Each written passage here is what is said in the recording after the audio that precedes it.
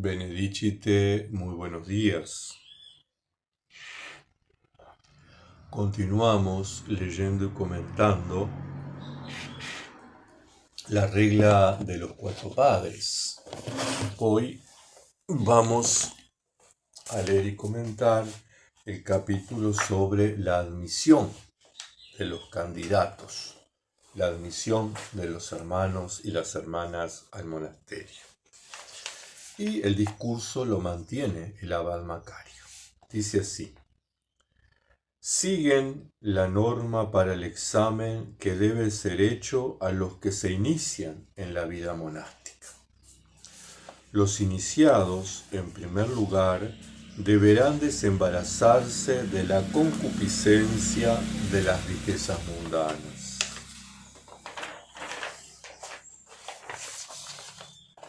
Si alguno viniere desde una condición de pobreza, sepa que también él posee riquezas a las cuales es necesario renunciar y de las cuales el Espíritu Santo dice: mi alma detesta al pobre soberbio. Se procederá de acuerdo a esta norma. Quien es pobre abandone el bagaje de la soberbia y de ese modo será recibido. En primer término, debe dejarse modelar por humildad y, cosa muy importante, no haga en ningún modo la propia voluntad, sino esté pronto a obedecer en todo lo que le fuere ordenado, recordando lo que dice la Escritura: pacientes en la contrariedad. En el caso de que una persona decida desembarazarse de las tinieblas de este mundo para entrar al monasterio, sea dejada fuera de la puerta por una semana de espera. Ninguno de los hermanos tenga relaciones con él y se le ponga delante desafíos duros y fatigosos. Si a pesar de todo sigue golpeando a la puerta, no se le niegue la entrada. Luego se lo instruye sobre el modo de cumplir la regla y vida de los hermanos. Si uno tuviere muchas riquezas en el mundo, antes que nada debe cumplir la voluntad del Señor y hacer lo que fue ordenado al joven rico, cuando el Señor le dijo: ve, vende todo lo que tienes y dáselo a los pobres, y tendrás un tesoro en el cielo. Luego toma tu cruz y sígueme. No debiera reservarse para sí absolutamente nada fuera de la cruz que debe abrazar y seguir a Cristo. El culmen de la cruz es, ante todo, practicar la obediencia, de modo que no haga nada según la propia voluntad y en todo obedezca a las órdenes del anciano. Cuando alguien quisiere llevar al monasterio parte de sus bienes, es necesario, primero, conocer bajo qué condiciones él y su donación tienen que ser recibidos. Si quisiere tener junto a sí alguno de sus siervos, deberá saber que en adelante serán para él no siervos, sino hermanos, para que todos alcancen la perfección.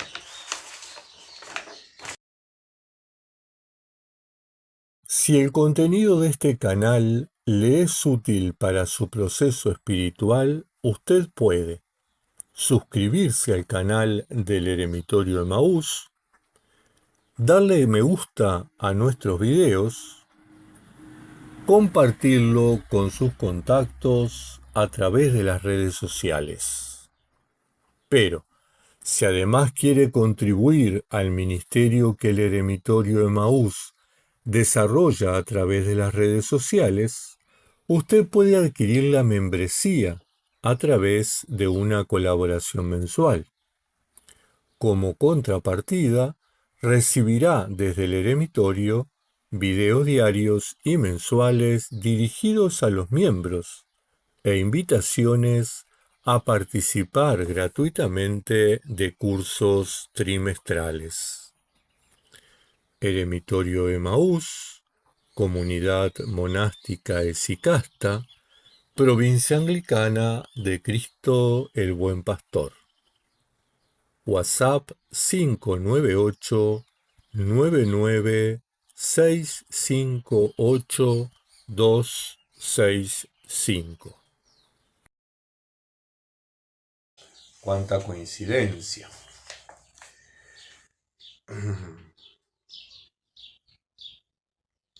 Plantea como tres escenas, como tres escenarios este capítulo.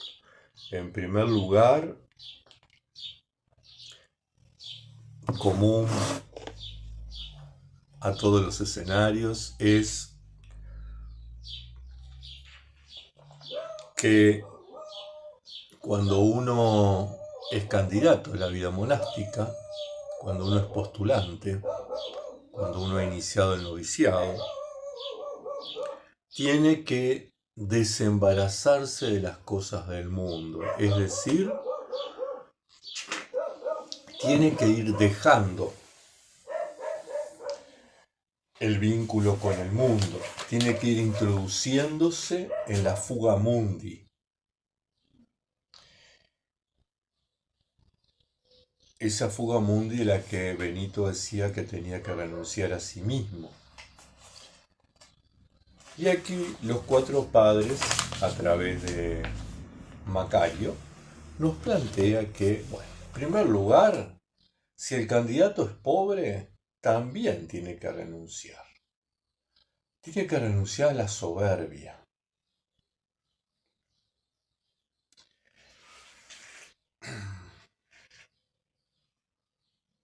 Ser monje no es fácil. Es un camino que empieza bastante estrecho, porque implica, bueno, empezar a dejar cosas, ¿verdad? Es como cuando uno pone en una bolsa una cantidad de piedras y quedan las puntas pegando con otras, no quedan bien encajadas, ¿verdad? Siempre hay espacios entre una y otra. Entonces uno agarra la bolsa y empieza a moverla y a sacudirla para un lado y para el otro, y las piedras empiezan a rozarse, a pulirse, a romperse, ¿sí? Y cuando nos rompemos, bueno, evidentemente duele. Cuando nos pulimos, evidentemente duele, ¿sí? Pero llega un momento que estamos ensamblados, que nos hemos acoplado a una realidad. Y entonces no importa si somos pobres o ricos. Lo que importa, o mejor dicho, no importa si fuimos pobres o ricos. Lo que importa es que somos monjes. Porque en la vida monástica hay un solo estatus, el del hermano.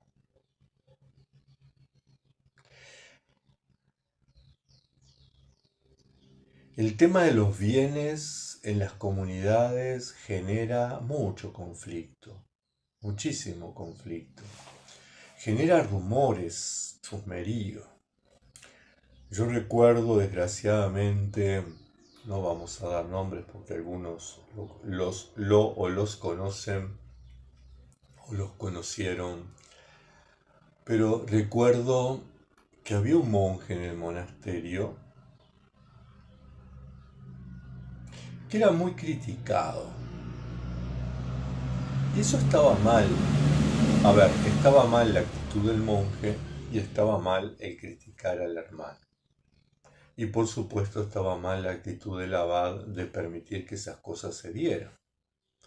En realidad toda la situación estaba mal. Pero este monje tenía ropa de marca, unos gorritos muy lindos de cuero,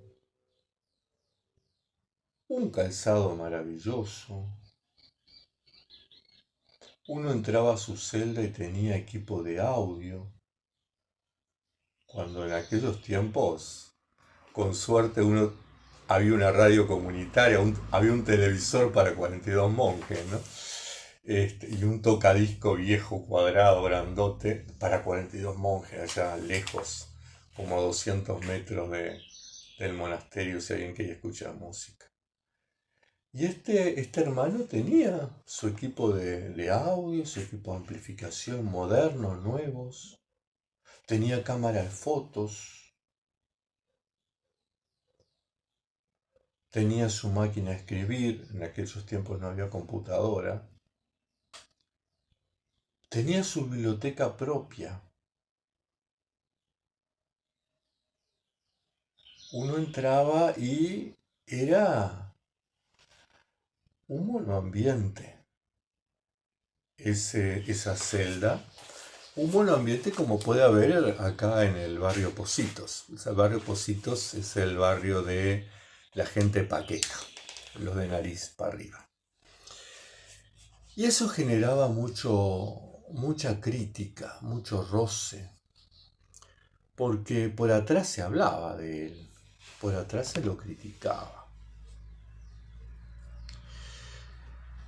Uno no tiene que tener, cuando entra al monasterio, sabia lo que plantea aquí Macario, tiene que tener muy claro que cuáles son las reglas de juego si yo traigo al monasterio mis bienes. Y esto es importante para mí en primer lugar, que voy a compartir mi eremitorio con el hermano Leonardo y con el padre Hugo, si se concreta en enero. También es importante para el padre Carlos, que tiene su eremitorio abierto a otras personas, y es importante para cualquiera de ustedes que quiera abrir su eremitorio a otros monjes. Porque una vez que se constituye comunidad, ya no existe el pronombre posesivo mi. Ya no es mi cocina, ya no es mi biblioteca, ya no es mi comedor, ahora es nuestro. Algo que en la vida eremítica nos cuesta mucho, porque estamos acostumbrados a vivir solos. Y entonces las cosas pasan a ser de nuestro dominio, de nuestra propiedad. Cuando uno convive, la convivencia hace que las cosas sean nuestras. Y entonces, el que viene al eremitorio y trae lo opuesto, porque evidentemente no va a traer toda su casa, bueno, no tiene que sentirse mal, ni tiene que sentirse dependiente del otro. Tiene que sentirse usuario de los bienes que hay en ese lugar.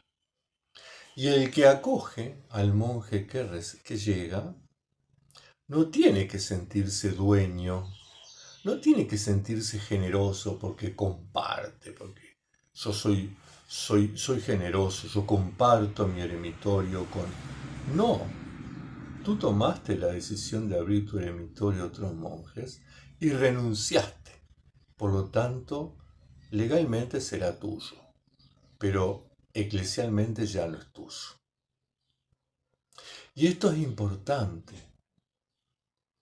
Es importante que se pueda dar esa relación de uso de los bienes, tanto del que era dueño como del que ahora ingresa.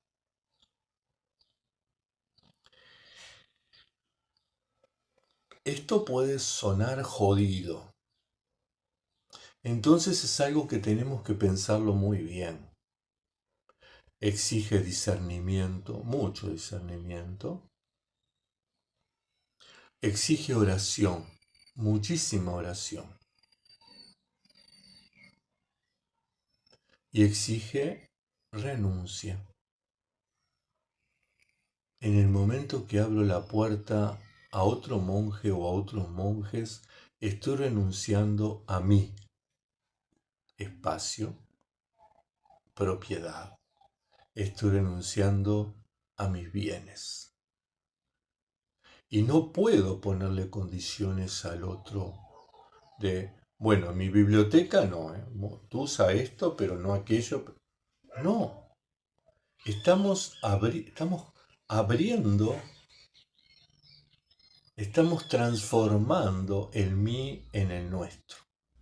Estamos cambiando el pronombre posesivo en singular al plural. No soy bueno en gramática, creo que son pronombres posesivos. Y entonces, aquí es algo que tenemos que discernir mucho, incluso nosotros como comunidad monástica esicasta. Uno está en Uruguay, 5 en Argentina, 1 en Chile, 2 en Colombia, otro vaya a saber dónde puede aparecer. ¿Qué pasa con nuestros bienes?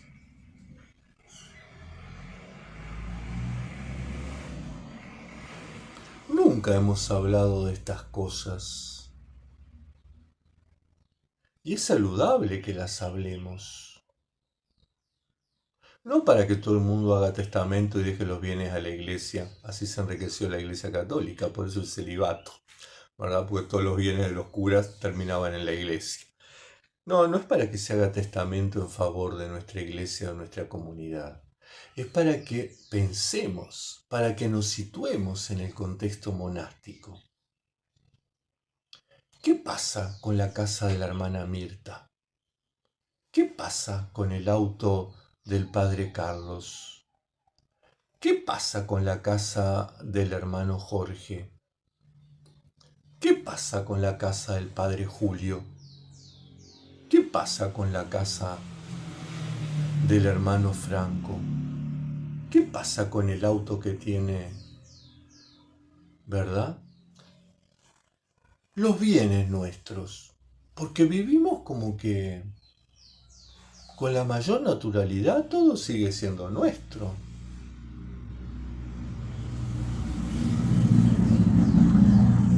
Y dice Hechos de los Apóstoles que los cristianos vendían sus bienes y se lo daban a los apóstoles.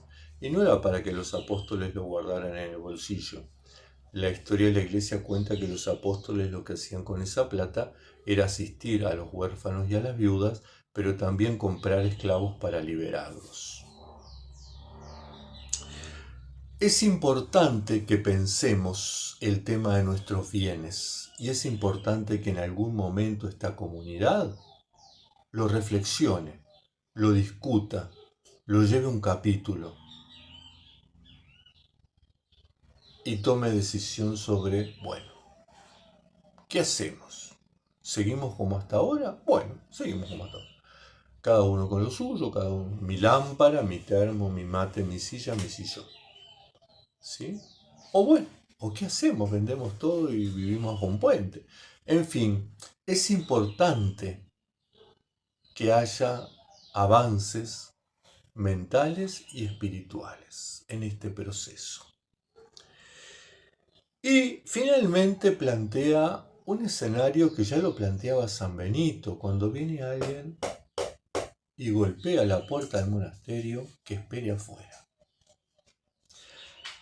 Hay que probar si los espíritus son de Dios, y esto no es maldad, esto no es torturar a las personas, esto no es probarlos para satisfacernos nosotros viendo sufrir al otro.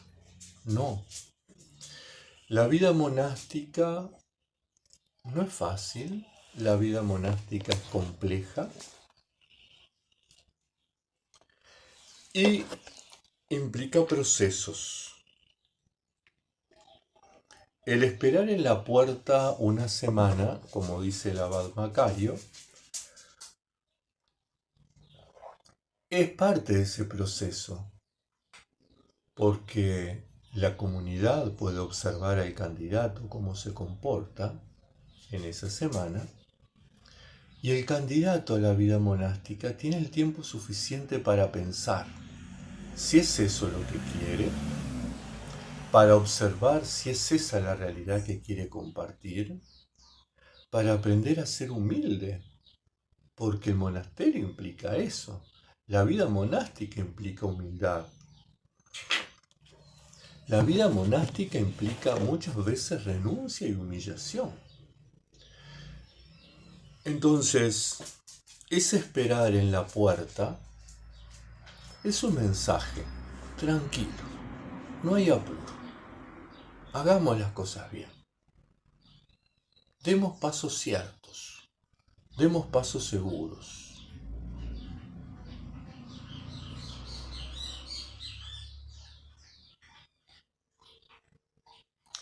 Es por eso que muchas veces no, siempre, en casi todos los monasterios, tanto católicos, romanos, como anglicanos, como luteranos, hay un periodo de prueba. Hay un mes, primero uno va a la hospedería, se conoce, va viendo, y después comienza un periodo de prueba que sería golpear la puerta. Un mes en el monasterio, viviendo como los monjes, sin ser monje, con todas las obligaciones y sin ningún derecho. Y después se lo manda otro mes a la casa para que piense. Y si se mantiene en la posición, que entre al postulantado.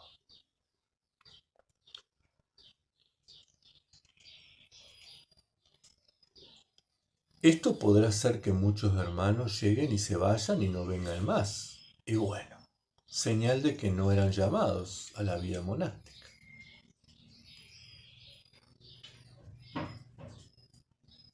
La vida monástica es eso, es proceso. Bien, para pensar todas estas cosas tan complejas que nos plantean los cuatro padres, tengan muy bendecida jornada.